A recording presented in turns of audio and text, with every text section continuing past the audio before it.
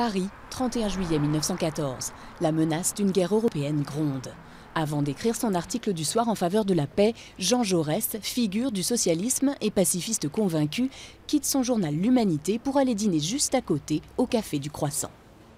Donc Jaurès et ses amis s'attablent autour de 3 tables. Jaurès se tient ici, le dos à la fenêtre, et à la fin du repas, à 21h40, il est assassiné par Raoul Villain, qui se tenait dans la rue et qui lui tire 2 balles de revolver à peu près à bout portant.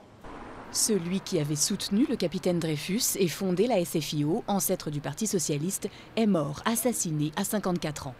Député du Tarn, dès l'âge de 25 ans, ce fils de bourgeois devenu fervent défenseur du socialisme a contribué à la loi de 1905 sur la séparation des églises et de l'État, à celle sur le repos hebdomadaire un an plus tard. Depuis, toutes les luttes sociales se réclament de Jaurès. Et aujourd'hui, son aura dépasse les clivages politiques. Jaurès disait « La nation, c'est le seul bien des pauvres. La gauche a abandonné la nation à l'extrême droite. » D'un bout à l'autre de l'échiquier politique, du Front national au Front de gauche, Jean Jaurès fait figure d'exemple. Il était extrêmement courageux physiquement et moralement. Je pense que c'est le souvenir de cette action exigeante qui fait qu'il laisse cette mémoire très, très positive et que donc les hommes politiques d'aujourd'hui essayent de vouloir continuer ou utiliser ou récupérer à leur profit. Au Panthéon, où il repose depuis 1924, une grande exposition retrace sa vie et son héritage.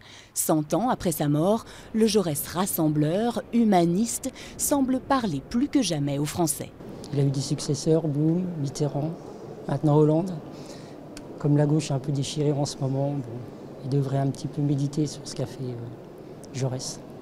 Certains ont même un rapport quasi mystique avec le grand homme. Tous les midis, j'allais au Café du Croissant, à la table de Jaurès. Et je lui demandais de m'aider dans la vie. Parce que j'essayais de poursuivre aussi des choses. Et je lui demandais de m'aider, de me donner un peu de sa force. Et il m'en donnait.